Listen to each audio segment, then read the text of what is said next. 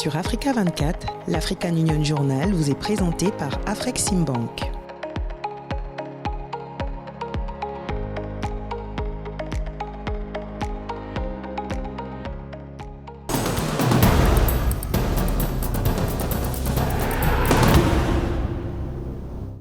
Mesdames et messieurs, ravi de vous retrouver pour cette nouvelle édition de l'African Union Journal sur Africa 24, notre rendez-vous hebdomadaire consacré à l'actualité de l'Union africaine.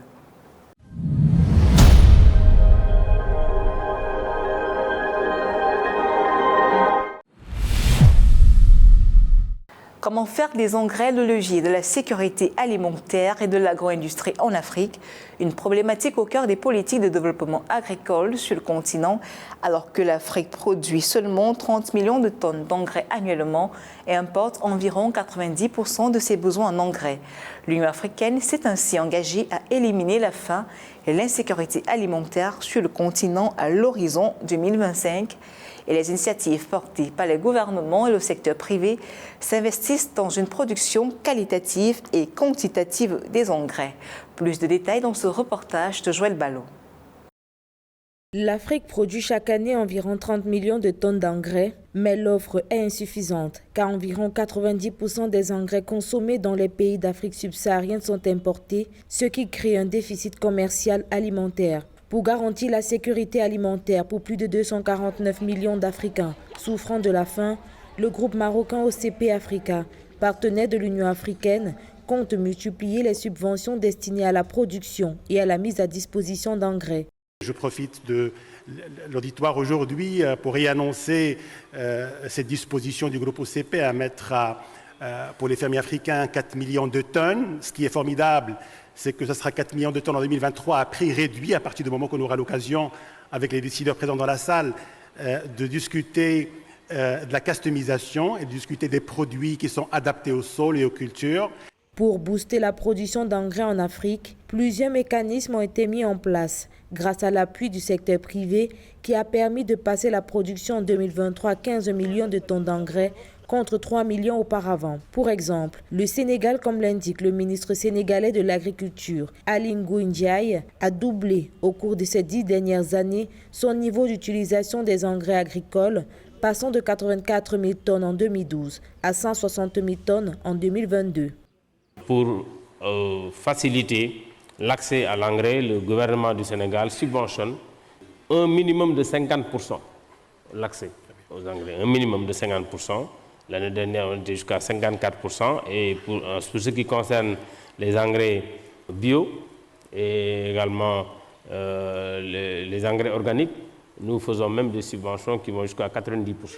Bien que les engrais soient l'un des intrants clés du secteur agricole, leur utilisation reste inférieure à l'objectif fixé dans la déclaration d'Abuja de 2006, à savoir l'utilisation d'au moins 50 kg d'éléments nutritifs par hectare de terre arable. Selon Arne Kadrich, conseiller à la présidence de Yara, l'un des principaux fabricants d'engrais minéraux au monde, il est nécessaire de mettre en place un système de subvention transparent pour assurer la disponibilité en engrais aux petits producteurs, dont les femmes et les jeunes. Nous, au niveau de la Banque mondiale également, on essaye de prendre des mesures pour faire en sorte que les engrais soient disponibles et aider également à apporter ou mettre en place les prix les plus favorables possibles pour les agriculteurs. Et il s'agit de nous retrousser les manches et travailler ensemble dans le secteur privé, dans le secteur public pour trouver des solutions. Parvenir à la faim zéro en Afrique passe par la mise à disposition plus accrue des engrais au profit des agriculteurs, une mesure qui va concourir à nourrir plus de 249 millions d'Africains en insécurité alimentaire. À côté de la production des engrais, le financement de l'agriculture apparaît aussi comme un levier majeur à activer pour faire de cette filière un moteur de croissance économique durable sur le continent. Malgré les politiques de quote-part budgétaire minimale à consacrer à l'agriculture sur recommandation de l'Union africaine, le sous-financement continue d'être un obstacle à l'essor d'une agro-industrie performante.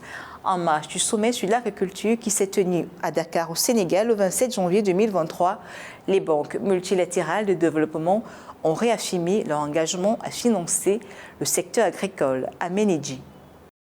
Le Sénégal a abrité le sommet Dakar 2 sur la souveraineté alimentaire qui vise à réunir les gouvernements, le secteur privé et les organisations multilatérales autour du défi croissant de la sécurité alimentaire en Afrique. Les banques multilatérales de développement, à l'image de la Banque arabe pour le développement économique en Afrique, jouent un rôle primordial dans cette lutte de par leur contribution sur les marchés internationaux des capitaux à la levée d'importants volumes de fonds indispensables au financement des projets agricoles. Lorsque nous parlons de la sécurité alimentaire, la souveraineté alimentaire, nous avons également travaillé dans plusieurs projets, y compris dans les infrastructures, qui restent essentiels pour soutenir le développement agricole, car il faudrait déplacer la production agricole vers les villes. Et nous travaillons également sur plusieurs projets routiers. Et l'un de nos projets était de connecter la Tanzanie au Mozambique. Nous avons également travaillé dans plusieurs autres domaines. Pour résumer, je reste convaincu que nous parlons d'un nouveau décollage pour l'Afrique. Nous restons convaincus que nos actions communes vont nous amener à des résultats pour l'Afrique. En tant qu'acteur du développement de l'agriculture, la Banque ouest-africaine de développement BOAD mène plusieurs actions visant spécifiquement les groupes de population vulnérables en milieu rural. Plus de 250 millions de personnes sur le continent ont bénéficié des investissements, des projets et des programmes de l'institution. Nous finançons de manière très régulière le secteur de l'agriculture qui, de manière générale, et vous le voyez bien, est devenu un secteur fondamental aujourd'hui. Il s'agit de financer notre production locale, de proximité et de favoriser tout ce qui peut permettre les échanges d'une région à une autre, d'un pays à un autre. Notre activité, comme toutes les grandes banques de développement, c'est d'intervenir de manière contracyclique. C'est important parce que le premier critère qui nous guide n'est pas celui de la rentabilité, mais celui de l'efficacité et du soutien absolu aux populations. En leur qualité de partenaires au développement, les agences multilatérales de développement devront renforcer leur synergie avec les gouvernements, la société civile, les agriculteurs pour l'atteinte de l'objectif commun. Nous avons fait pas mal de choses et nous avons même dû plafonner nos investissements pour des raisons de diversification. On a entendu les chiffres au cours des 2 derniers jours et je crois que nous devons tous en faire davantage autant que possible et trouver les bons partenaires d'intermédiation de ce financement. Le succès des efforts de l'Afrique pour atteindre la souveraineté et la résilience alimentaire reposant sur les investissements, les banques multilatérales insistent sur la notion de partenariat pour fournir des moyens à grande échelle aux agriculteurs afin de garantir une autosuffisance alimentaire sur le continent africain.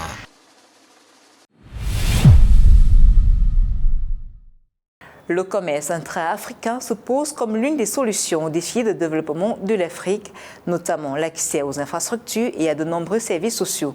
Dans ce sens, selon des responsables de la Commission économique des Nations Unies pour l'Afrique, la zone de libre-échange continentale africaine, qui s'est récemment étendue aux Caraïbes, devrait permettre aux pays les moins avancés de connaître une croissance grâce à une dynamique de transformation infrastructurelle. Séverin Douque. La croissance démographique, les défis environnementaux, infrastructurels et politiques sont entre autres les principaux défis auxquels font face les politiques africaines. Le continent rencontre des problèmes de développement, dont un faible niveau d'accès aux services de santé et le manque d'infrastructures. À cela s'ajoute l'instabilité politique dans certains pays qui se manifeste par des changements anticonstitutionnels. Le continent jouit pourtant d'une forte population jeune. Selon l'Union africaine, l'Afrique a la population la plus jeune du monde, avec plus de 400 millions de jeunes âgés entre 15 et 35 ans. Un facteur qui devrait constituer un atout dans ces projets de développement, selon la CEA, la Commission économique des Nations Unies pour l'Afrique. Une partie de notre mission à la CEA est d'utiliser les outils et le capital humain dont nous disposons pour aider à atténuer les impacts et à faire de l'Afrique une économie du XXIe siècle.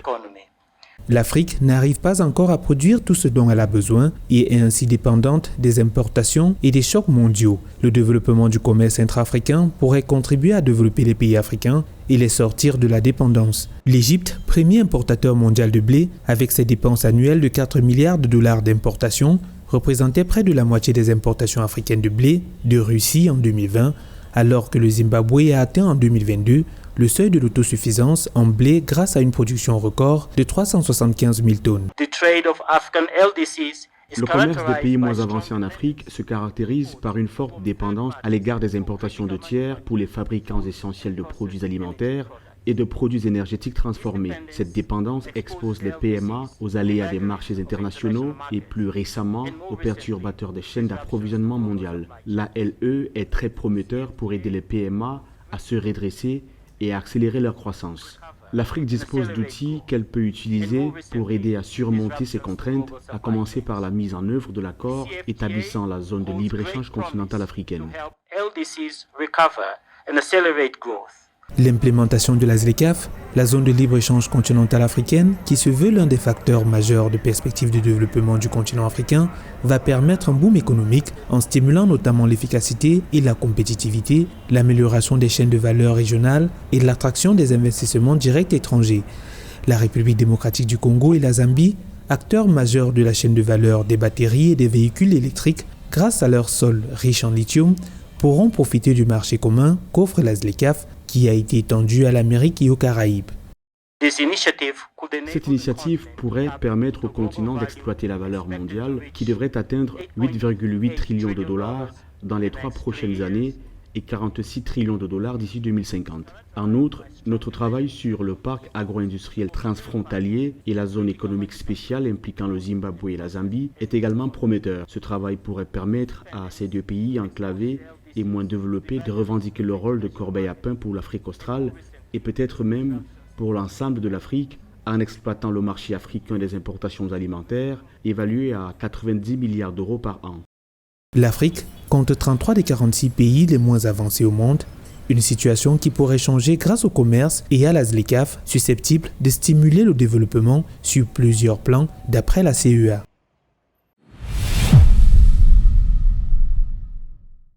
Au menu de l'actualité en bref de cette édition de l'African Union Journal, l'Agence spatiale africaine est ouverte et opérationnelle. Un accord conjoint du 25 janvier 2023 entre l'Union africaine et l'Égypte a défini ce pays d'Afrique du Nord comme siège de cette agence panafricaine. Également, le président congolais Denis Sassou Nguesso, président du comité de haut niveau de l'Union africaine sur la Libye, a reçu Abdoulaye Bathily, le représentant spécial du secrétaire général des Nations Unies pour ce pays, le 27 janvier 2023. Enfin, la zone de libre-échange continentale africaine devrait offrir aux entreprises locales et étrangères l'accès à une importante base de données de consommateurs, a conclu le premier conseil des ministres de la ZLECAf, événement placé sous le parrainage du chef d'État ghanéen Nana Akufo-Addo et qui s'est tenu du 26 au 28 janvier 2023. L'Agence spatiale africaine est ouverte et opérationnelle. Un accord conjoint du 25 janvier 2023 entre l'Union africaine et l'Égypte a défini le pays d'Afrique du Nord comme siège de cette agence panafricaine. Le ministre de l'Enseignement supérieur et de la Recherche scientifique, Mohamed Achour, a déclaré que l'hébergement du siège par l'Égypte contribuera à développer davantage l'industrie spatiale en Afrique. L'Agence spatiale africaine est l'organe de l'Union africaine pour la mise en œuvre de la politique et la stratégie spatiale de l'Afrique en vue de rendre le continent plus compétitif dans le secteur. L'observation de la Terre, l'astronomie et la communication par satellite, ainsi que la maîtrise des systèmes de navigation et de positionnement sont des programmes phares de l'agenda 2063 de l'Union africaine. Sur le long terme, la vision de l'Union africaine est de s'outiller face aux enjeux que représentent les catastrophes naturelles, l'adaptation au changement climatique et la gestion proactive des ressources naturelles et environnementales.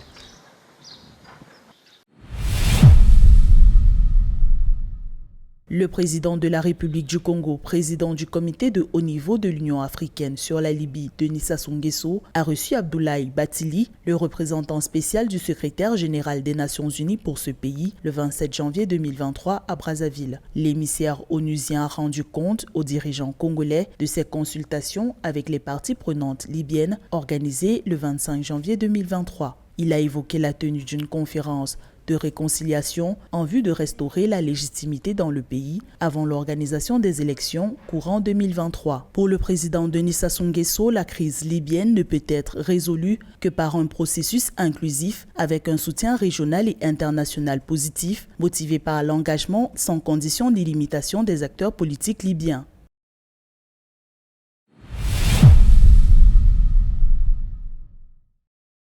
La zone de libre-échange continentale africaine devrait offrir aux entreprises locales et étrangères l'accès à une large base de consommateurs dont les dépenses atteindront 6 700 milliards de dollars d'ici 2030. C'est l'une des conclusions du Conseil des ministres de la ZLECAf qui s'est tenu au Ghana du 26 au 28 janvier 2023. La rencontre, organisée autour du thème ZLECAf de l'ambition à l'action, promouvoir la prospérité grâce au commerce continental, avait pour objectif d'accélérer la mise en œuvre de la ZLECAf pour la construction de la résilience, de la durabilité, de l'inclusivité et de la prospérité des économies africaines. L'événement placé sous le parrainage du chef d'État ghanéen Nana Akufo-Addo est le premier du genre sur le continent africain. Pour le dirigeant ouest-africain, les chefs d'entreprise et les autres acteurs stratégiques en Afrique doivent tirer parti des opportunités offertes par la ZLECAf pour stimuler le commerce intra-africain, améliorer la capacité de production du continent et renforcer sa résilience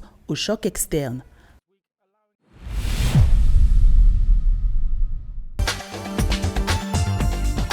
La 36e session ordinaire de la conférence des chefs d'État et de gouvernement de l'Union africaine se tiendra en Éthiopie cette année 2023. Cette session permettra aux États membres de relever les défis difficiles du financement et de la réforme de l'Union africaine. Elle sera l'occasion de définir les politiques de l'Union africaine, de fixer les priorités, d'adopter son programme annuel et de surveiller la mise en œuvre de ces politiques et décisions.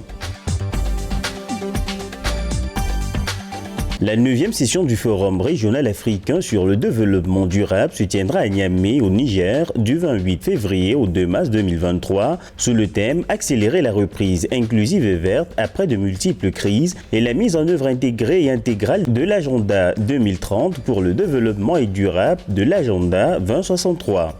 Au cours de la session, un examen approfondi sera entrepris sur les progrès réalisés dans la mise en œuvre de 5 objectifs de développement durable sélectionnés. Ce forum régional réunira des ministres et d'autres décideurs et experts de haut niveau issus de gouvernements et d'organisations intergouvernementales, du secteur privé, d'organisations de la société civile et d'autres grands groupes, ainsi que des partenaires internationaux du développement. Du 15 au 17 mars 2023, la ville de Tunis, en Tunisie, va abriter la conférence panafricaine sur la lutte contre les flux financiers illicites en Afrique. Cette conférence sera l'occasion de faire le point sur la mise en œuvre des mesures stratégiques et politiques de lutte contre les flux financiers illicites au niveau international, régional et national, d'analyser la cohérence globale de toutes ces initiatives tout en partageant les expériences et les défis de cette lutte. La conférence sera dirigée par la Commission de l'Union africaine avec le soutien des partenaires du développement. Elle s'articulera autour de sessions plénières, de tables rondes, de discussions en panel et de sessions en petits groupes afin de stimuler le débat et les délibérations pour atteindre les objectifs de la conférence. Dans notre rubrique portrait cette semaine, Ibrahim Hassan Mayaki, ancien Premier ministre du Niger, est le nouvel émissaire de l'Union africaine pour les systèmes alimentaires. Ce nouveau visage du combat pour la sécurité alimentaire en Afrique a longuement œuvré pour le développement sur le continent. Pour avoir été le directeur général de l'Agence de développement de l'Union africaine au DANIPAD, Ibrahim Hassan Mayaki maîtrise bien les enjeux de la souveraineté alimentaire. Retour sur le parcours de ce diplômé en sciences administratives avec Laetitia Mebenga. Il est le nouvel envoyé spécial de l'Union africaine pour les systèmes alimentaires, nommé par le président de la Commission de l'Union africaine, Moussa Faki Mahamad, le 21 janvier 2023. Ancien Premier ministre de la République du Niger et directeur général de l'Agence de développement de l'Union africaine, Ibrahim Hassan Mayaki, 71 ans, s'engage à poursuivre l'objectif de l'Union africaine de faire face aux dynamiques internationales dominantes, aux effets du changement climatique et, comme priorité, mettre en évidence la montée de l'insécurité alimentaire et de la faim en Afrique et la combattre avec toutes les ressources. Nous plaçons l'agriculture et la transformation agricole au centre des stratégies de développement, alors qu'ils font que les comités mondiaux de donateurs se disent que l'agriculture n'est pas vraiment une priorité.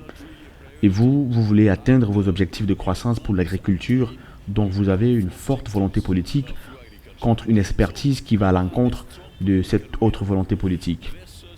C'est ça en quoi CADEP était ferme. Et je me réfère toujours à un fait que le CADEP, en tant qu'instrument, est avant tout un instrument politique et non un instrument technique qui montre que la transformation de l'agriculture et la transformation de notre système alimentaire apparaissent comme une priorité politique. Et la priorité politique est évidente parce que ces politiciens pensent à la pression démographique, au changement climatique, à la restauration des terres, etc.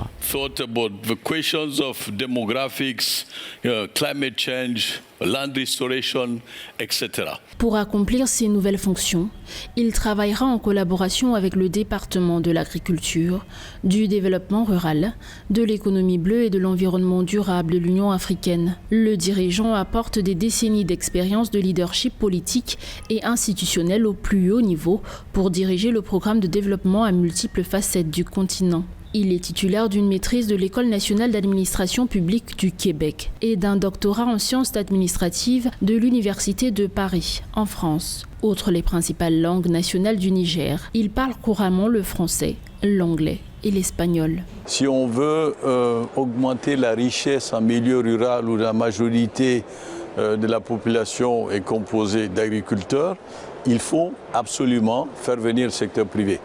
Mais faire venir le secteur privé dans un cadre ordonné, organisé, avec des règles. Et évidemment, tout l'enjeu aujourd'hui consiste à définir les règles appropriées pour l'attraction du secteur privé dans un contexte organisé. Donc le secteur privé est absolument essentiel, mais cette essentialité doit être régulée. Si un mot pouvait décrire le docteur Mayaki, ce serait probablement hyperactif. Ancien président d'honneur du Club du Sahel et de l'Afrique de l'Ouest en janvier 2019, le directeur exécutif de Hub Rural, une plateforme d'appui au développement rural en Afrique de l'Ouest et du Centre, située à Dakar. Il a pris part à l'Assemblée générale des Nations Unies autour du thème « Reconstruire la durabilité, répondre aux besoins de la planète, respecter les droits des peuples ». En 2021. La ville ou l'agglomération devient un enjeu non seulement de politique, mais également un enjeu en termes de planification. Dans ce contexte, il sera important de refléter deux notions qui me semblent essentielles. La première, c'est que nous ne pouvons plus parler de planification urbaine de manière classique, et cela entraîne une révision de tous les outils que nous avons jusqu'à présent. Et le deuxième, c'est que la dimension spatiale du développement revient au centre des préoccupations de développement, ce qui n'a pas été le cas pendant très longtemps, car nous nous concentrions sur des approches sectorielles et des approches macroéconomiques. Aujourd'hui, redécouvrir la dimension spatiale à partir d'une dynamique urbaine nouvelle nous permet d'aller au-delà de ce qui est sectoriel et de ce qui est macroéconomique. Ibrahim Hassan Mayaki a également travaillé à la création d'une position africaine commune avant le sommet sur les systèmes alimentaires avec le Forum des Nations Unies sur les normes de durabilité en 2021 avec le président Kagame. Son dévouement au développement de l'Afrique dans de nombreux domaines confirme sa capacité à diriger et à mener des projets utiles aux populations à travers l'Afrique.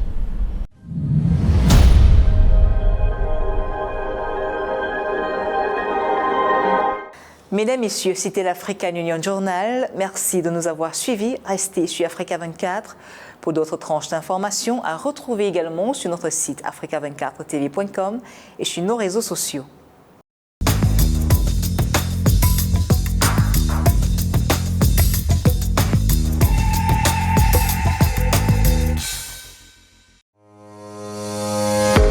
Sur Africa 24, l'African Union Journal vous est présenté par Afreximbank.